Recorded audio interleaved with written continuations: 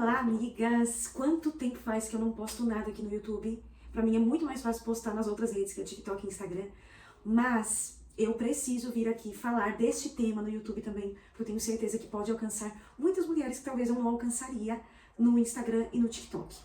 Afinal de contas, um dia eu já fui essa mulher que foi pro YouTube pesquisar o que é vaginismo. Para você que não me conhece, eu sou a Jennifer, mas pode me chamar de G. Aqui no YouTube eu costumava postar vídeos que eu chamava de terapia, café e Jesus. Agora, vamos chamar de terapia, chá e Jesus, porque assim, café eu não tô mais podendo tomar, entendeu? Por causa do meu intestino. Mas esse é um assunto para outro vídeo.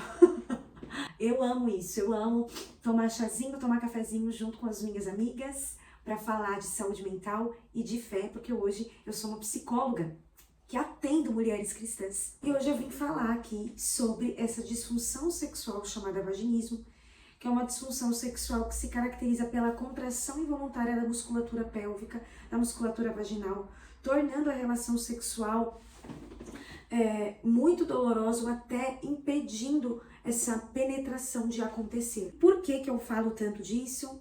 Por que que eu descobri esse tema? Eu descobri esse tema porque eu me deparei com este tema na minha vida.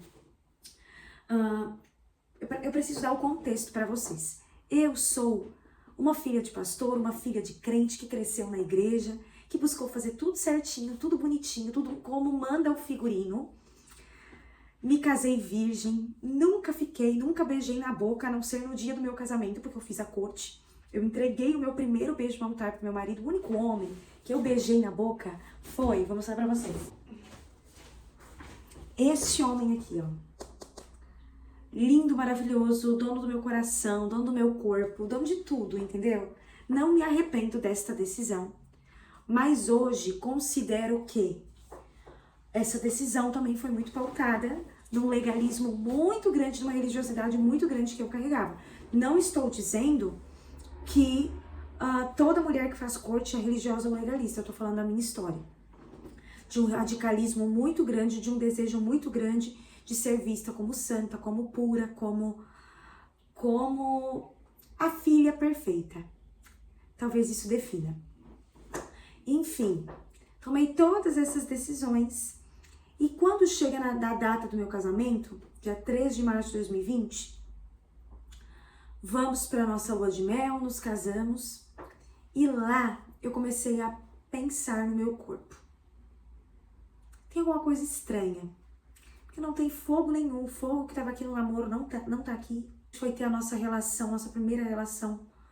Parece assim que o meu corpo estava travado, o meu corpo estava paralisado, o meu corpo estava anestesiado, parecia que eu não estava ali. E aí a gente foi tentar ter a penetração, ter a relação e simplesmente não aconteceu. Dor, desconforto, parecia que tinha uma parede. Essa é a sensação que eu tinha. Tinha uma parede, um muro ali, impedindo dessa penetração de acontecer. Então, voltamos para casa, ficamos 6 dias ali na nossa lua de mel em Gramado, passeamos bastante, a gente se curtiu, a gente se divertiu, mas com uma sensação de que tem alguma coisa errada. E tinha. E não era só o vaginismo. Era depressão, era ansiedade, era o meu corpo me dando muitos sinais de que eu estava passando por um esgotamento emocional muito grande. Mas eu nunca tinha parado para pensar nisso, porque eu fui criada e produzida para trabalhar muito na igreja, nunca parar, nunca se permitir parar. E aí, quando eu volto para casa, além de vida nova, tudo novo, era lockdown. Sim, eu me casei uma semana antes do lockdown. Eu me casei faltando poucos dias para fechar tudo da pandemia. Então, assim, quem que não surtou na pandemia, né, gente? Aquilo que já estava ruim na minha saúde mental piorou na pandemia. Então, voltamos para casa e tem uma cena muito gravada na minha cabeça. Eu tinha um vizinho que era membro da igreja do meu irmão. Ele ligava pro meu irmão e dizia assim, a G e o Vini nem abrem as janelas, eles estão namorando o dia inteiro. É isso que ele dizia. Recém-casado, né, gente? Todo mundo pensa que recém-casado não faz outra coisa na vida a não ser ter a relação, namorar, transar. E aí, Só que no nosso caso isso não estava acontecendo porque eu estava muito doente. Então assim, casamos com altas expectativas, 2 jovenzinhos, né, gente? Vinícius tinha 20 anos e eu 23. Gente, assim, casou, tendo certeza que a gente ia curtir muito. Por quê? Porque nos guardamos a vida inteira pra isso, meu amor. Eu nunca beijei na boca, agora vou beijar loucamente. Eu nunca fiz nada, agora vou fazer loucamente. E não foi assim. Eu acho que uma crença muito grande que eu carregava, porque eu ouvia muito em pregações, é: quem se guarda, quem espera, vai ter um sexo espetacular. Que o sexo de quem se guardou é um sexo, meu amor, que assim, vai te levar para as nuvens. E aí quando eu chego no meu casamento, eu descubro que não é bem assim não. Que não é uma receita pronta, que não é uma receita mágica, me guardei, esperei e agora eu vou ter a relação sexual mais maravilhosa do planeta Terra. Não é assim. Porque hoje eu entendo que até para ter uma relação sexual boa, de qualidade, tem que ter conhecimento. Tanto autoconhecimento quanto conhecimento de sexo. Ler, aprender, estudar, se aprofundar, se experimentar.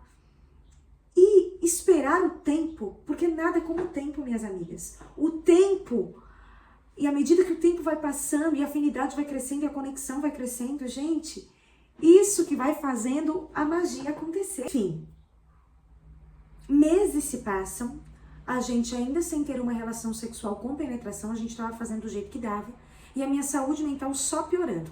Porque além de eu não conseguir ter uma relação sexual normal, eu desenvolvi crise de ansiedade durante a relação, crise de pânico durante a relação. Várias vezes nós não conseguimos ir até o final, no sentido, né, de haver a ejaculação masculina, porque eu não conseguia. Então, assim, em vários momentos o meu marido se levantava de madrugada para ver onde é que eu tava na sala chorando, eu tava na cozinha tendo pensamentos de morte, a depressão agravando muito, muito, muito. E muita dificuldade, sabe? Muito sofrimento ali acontecendo. Porque os primeiros meses de casamento, eles são meses que naturalmente eles já são muito difíceis. É uma cultura nova, é uma pessoa, é uma casa diferente, é uma rotina diferente. No nosso caso, eram muitas coisas diferentes. Cidade nova, casa nova, igreja nova. Meu marido, pela primeira vez na vida, pastoreando uma igreja sozinho, muito novo, muito jovem, nós dois muito despreparados emocionalmente, espiritualmente, enfim. Então, tudo isso tornou o fardo ainda mais pesado. Até que, quando deu uma flexibilizada nessa questão da pandemia, eu fui numa ginecologista. Eu não compartilhei com ninguém essa questão da minha relação sexual, até porque eu não venho de uma cultura em que falar sobre sexualidade era ok, né? Muita dificuldade de falar sobre o tema, de conversar sobre isso. Como a maioria das mulheres cristãs, né? A gente não é ensinada sobre educação sexual. Quando eu vou nessa ginecologista, para glória de Deus, eu fui numa ginecologista maravilhosa. Fui numa ginecologista muito boazinha, muito querida, e que assim que ela foi me examinar, ela falou bem assim, isso aqui não é normal. O nome disso é vaginismo, tu vai precisar de fisioterapia pélvica, tu vai precisar de terapia. Me conta um pouquinho de como que tá teu casamento. Daí, gente, eu fui contando e já fui chorando, né? E até falar disso, assim, hoje me emociona. Me emociona de olhar para aquela menina, pensar nessa menina aqui. Completamente fragilizada. Completamente sem entender o que estava acontecendo com ela. Meu peito aperta de pensar nessa época da minha vida, embora eu já trabalhei muito isso na terapia. E hoje eu já estou livre do vaginismo, né? Mas, assim, pensar nisso dá uma agonia muito grande. E cada vez que eu compartilho isso nas minhas redes sociais, eu recebo, às vezes, amigas, mensagens de meninas que estão na lua de mel. Oi, tô na lua de mel, pesquisei aqui no ChatGPT o que é isso que eu tenho, joguei no TikTok e o teu vídeo apareceu. E eu me identifiquei com tudo que tu falou, por favor, me ajuda, o que eu faço? Nessa hora, gente, não importa o que eu tô fazendo. Se eu tô num sábado à noite com meu marido, sentada no sofá, essa mensagem chegou, eu paro tudo para responder. Porque um dia fui eu. É isso. Um dia fui eu. E agora eu não posso deixar as minhas irmãs em Cristo passarem por isso sozinhas. É uma questão de honra para mim. Aquela ginecologista me acolheu, me esclareceu e deu um nome para minha dor. Dar um nome para a dor é muito importante. Entender, não, isso aqui que eu tenho tem um nome. O nome disso é vaginismo. Quando eu chego em casa, que eu compartilho com meu marido e que eu vou pro Google pesquisar e eu começo a tentar encontrar relatos de mulheres, muito raro, tá? Naquela época, muito pouco. Hoje até tem um pouco mais. Mas na época, amigas, zero. Zero, zero, zero. E aí, assim, um relato que outro. Naquele momento, parece assim que o mundo se abriu pra mim. Fui pra físio, fui pra terapia, fui trabalhando essas questões, que eu não tenho como falar aqui.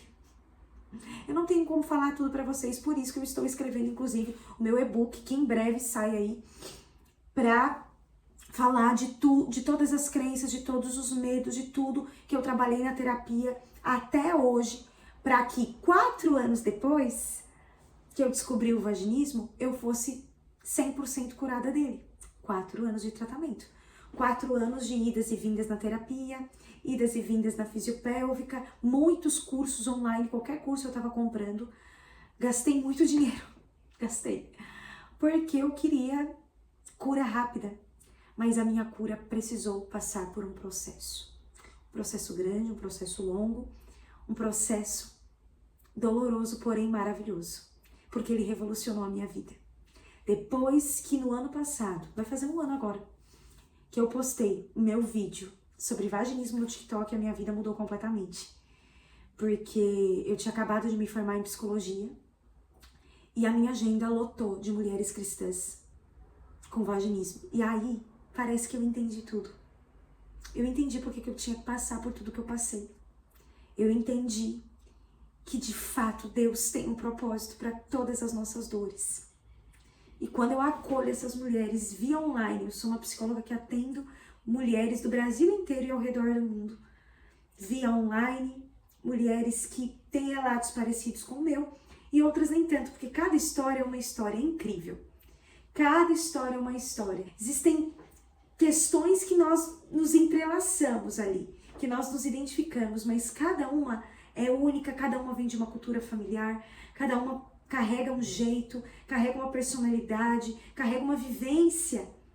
Cada mulher é única e cada uma delas precisa desse espaço. Delas entenderem que o corpo delas não é defeituoso, delas entenderem que a culpa não é delas, delas quebrarem essas crenças de que, não, eu não nasci para casar mesmo, o meu marido deveria ter casado com outra mulher, eu errei em ter esperado em Deus, ou por que Deus me castigou dessa forma? Todas essas crenças, todas essas mentiras que a gente vai se deixando desenvolver no momento da dor, no momento da crise, todas essas mentiras precisam ser quebradas, todas as crenças precisam ser trabalhadas. E boa parte dessas mulheres são mulheres que, assim como eu, não tiveram educação sexual. Só o que a gente escuta na igreja que sexo é pecado, é que a gente tem que esperar até o casamento. Só que de tanto a gente retrair, trancar, fechar esse corpo, chega no casamento, a chavezinha não gira. O corpo já tá travado, o corpo internalizou que sexo é ameaçador. Então, amigas, se você tem vaginismo, se você chegou até aqui, quero te dizer, procure terapia, procure uma fisiopélvica. Me procura nas minhas redes sociais, ou no TikTok, ou no Instagram. Me manda uma mensagem que eu quero te ajudar. Vaginismo tem cura, tem tratamento. Deus criou o sexo e é para ser prazeroso, é para ser gostoso. Mas infelizmente, o nosso sistema nervoso, o nosso corpo, a nossa cultura religiosa, a nossa cultura familiar nos fez desenvolver essa disfunção sexual. É desta forma, a gente não nasceu assim, a gente cresceu e desenvolveu isto. Mas muitas vezes a gente só vai descobrir aonde? No casamento, no momento em que a gente quer descobrir aquilo que é bom, aquilo que é gostoso. E não, a culpa não é sua, a culpa não é de Deus. Embora em muitos momentos a gente tenha raiva de Deus, e isso é normal porque nós somos seres humanos. Então a gente tem que olhar para tudo isso, para toda essa complexidade da sexualidade, da religiosidade, da fé, e buscar olhar para isso com atenção, sem julgamento, com acolhimento, mostrando para esse corpo que ele está num lugar seguro, se colocando nesse lugar seguro, se colocando nesse lugar de proteção, de segurança. Então o seu corpo pode se abrir para receber o corpo do outro, a penetração, o prazer, o carinho, a carícia, a bondade. Isso fez sentido para vocês? Eu sei que não deu para esclarecer tudo a respeito do vaginismo aqui, mas é muito importante que você se mova. Principalmente quando a gente é crente, a gente fica pensando assim, Deus vai me curar, vou esperar Deus me curar. E tem curas que acontecem no processo, é no tratamento. É procurando uma fisiopélvica, é procurando uma terapia e é se expondo ao ambiente da cura. Tá bom, amigas? Espero de alguma forma ter esclarecido aqui um pouco mais sobre o que é vaginismo para vocês. Um pouco da minha história. E que você se movimente. Não se acostume com essa dor, busque ajuda. Beijo.